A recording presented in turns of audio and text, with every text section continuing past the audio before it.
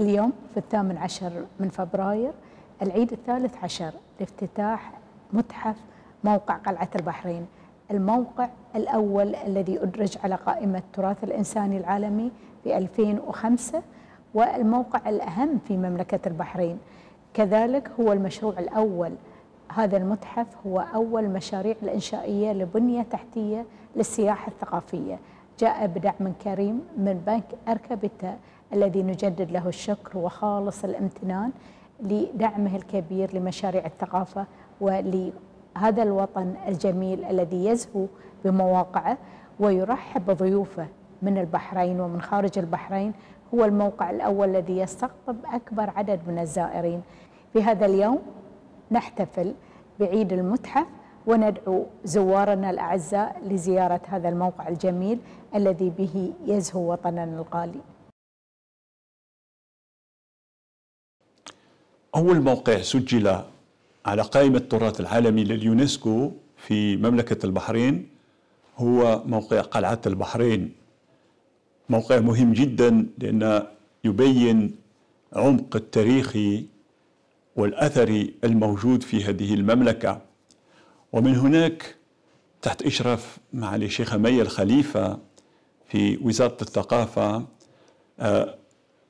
نظم مشروع إضافي للقلعة وهو تأسيس متحف للمكان، متحف أثري يبين ما هي نتائج البحث الأثري الذي جرى لسنوات طويلة من الخمسينات إلى بداية القرن 21 تحت إشراف البعثة الدنماركية وكذلك تحت إشراف البعثة الفرنسية مع الخبيرة مونيك كيرفران وبعدين الخبير بيير لومبار، ووجدوا آثار من أقدم الفترات التاريخية اللي ترجع ل 3000 سنة قبل الميلاد. وهذا طبعا أعطى فكرة للمسؤولين وخاصة لمعالي الشيخ مي والباحث الفرنسي بيير لومبار لتأسيس متحف يبين ما هي التحف التي وجدت وكل الطبقات التاريخية الموجودة في أرض قلعة البحرين. فهذا المتحف أصبح من أجمل المتاحف الخاصة بمواقع أثرية، ولهذا في سنة 2016 في نوفمبر 2016 نظمت اليونسكو مؤتمر خاص بالمتاحف المخصصة للمواقع التاريخية. نحن نعلم أنه في بعض المتاحف سجلت على قائمة التراث العالمي، هذا المتحف جاء بعد تسجيل الموقع على قائمة التراث العالمي، والهندسة المعمارية والنظام الداخلي الذي يزوره السياح والخبراء يبين كذلك داخل المتحف تنظيم التحف، تنظيم العرض في الواجهات على أساس تاريخي. فالزائر يبدأ يزور ما هي الثقافة اللي كانت موجودة في العصور القديمة، عصور دلمون، ثم يتنقل إلى طبقة عليا وهي حضارة تايلوس، ثم إلى الحضارة الإسلامية، ثم إلى الوجود البرتغالي، ثم إلى العصور الأخيرة. فهذا المتحف اعتبر في اجتماع اليونسكو في نوفمبر 2016 كنموذج للمتاحف الموجودة في موقع أثري، وهذا طبعا مفتوح للجمهور وتنظيمه علمي وفي نفس الوقت بيداغوجي، لأن أي زائر سواء من الطلاب المدارس أو من الأساتذة أو من أي زائر خارجي يفهم أهمية هذا التراث، يفهم ما هو الدور الثقافي اللي يلعب المتحف أمام وقدام القلعة الموجودة طبعا كرمز للتاريخ القديم في مملكة البحرين.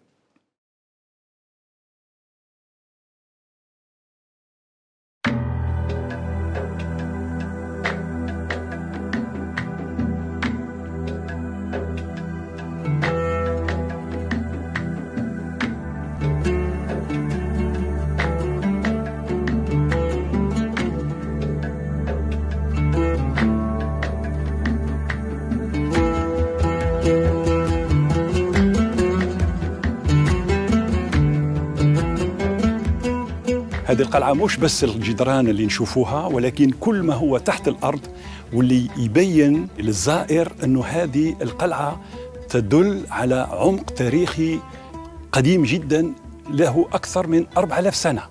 هذا كتير مهم، واللي نشوفه يعني نشاهدوه كزائرين هو كل ما بني منذ العهد الإسلامي، العهد البرتغالي إلى يومنا هذا. فهذه الأسس التي قدمت السلطات البحرينية أن ترفع هذا الملف لدى اليونسكو، واعترف بأهميته سنة 2005 لما سجلت قلعة البحرين على قائمة التراث العالمي.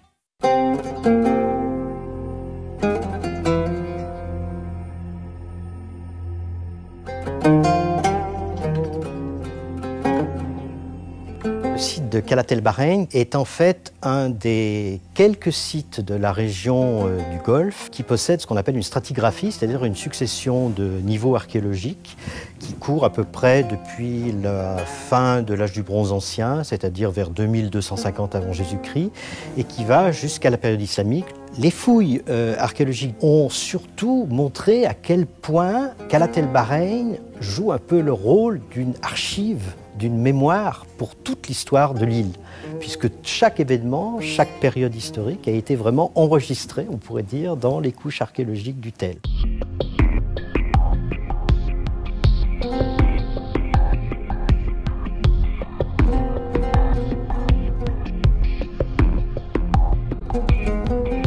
Le fort de Calat El Bahreïn, de fait, réunit plusieurs successions de bâtiments.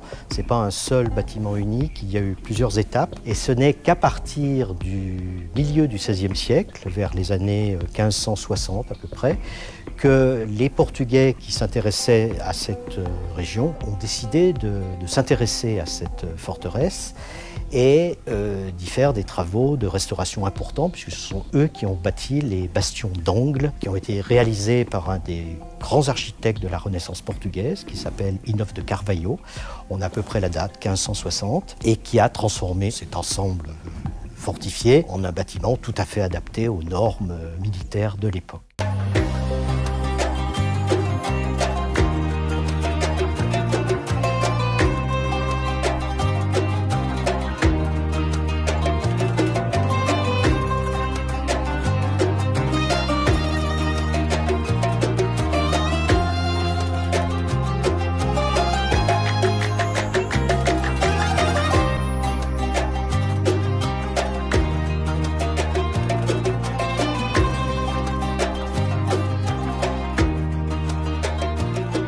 Les objets les plus importants que nous présentons dans ce musée, sans aucun doute, c'est la collection de tablettes cunéiformes écrites en langue acadienne que nous possédons du milieu du deuxième millénaire. Et ce qui est surtout très important dans ces tablettes, les tablettes les plus modestes, y compris les petits reçus de marchandises, les petits bulletins de salaire, sont des tablettes qui souvent sont datées. Elles sont datées suivant le système calendaire babylonien, c'est-à-dire avec un nom de jour, un numéro de jour, un nom de mois et une désignation de l'année. Et puis, pour la période de Tylos, l'objet phare, sans aucun doute, est un trésor monétaire, qui est une jarre dans laquelle nos collègues danois, en 1972, ont découvert plus de 350 tétradrachmes en argent, à l'effigie d'Alexandre le Grand, mais qui, en fait, on le sait, sont des copies qui ont été faites localement dans la région.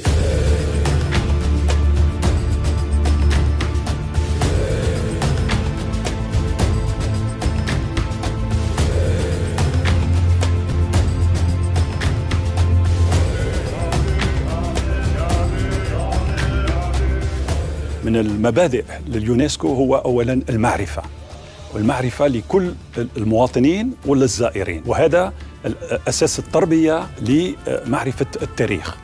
ثانياً فهم كل ما أتت به الحضارات القديمة، لأن احنا لازم نفهم أنه الإنسان وصل إلى هذه الحضارة بناء على كل التسلسل الحضاري والتطورات اللي صارت أثناء القرون الماضية.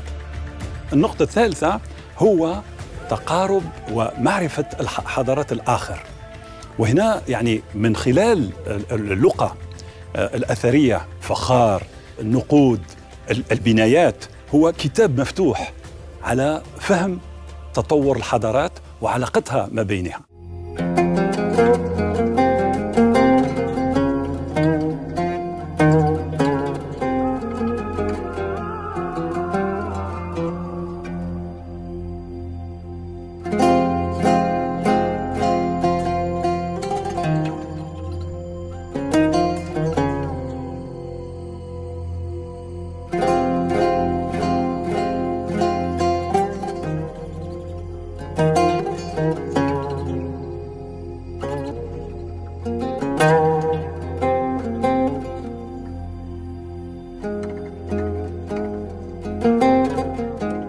crois que le site de Qalat el-Bahreïn représente en fait, lorsque je disais qu'il est un peu la mémoire de l'île de Bahreïn, il est tout à fait représentatif de ce qu'était Bahreïn dans l'Antiquité, c'est-à-dire essentiellement un lieu d'échange, un lieu de rencontre, un creuset où se rencontraient justement les grands acteurs de l'époque.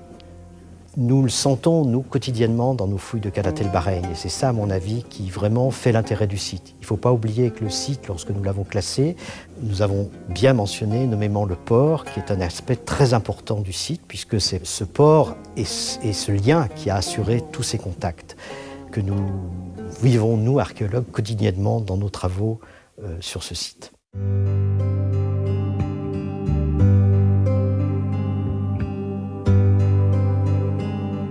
بالنسبة لليونسكو، بالنسبة للمجتمع الدولي، قلعة البحرين تمثل جمع الحضارات، فهذه هي يعني أساس القيم اللي أدت لجنة التراث العالمي لليونسكو أن تسجل هذا الموقع على قائمة التراث العالمي. هو كان أول موقع سجل على قائمة التراث العالمي.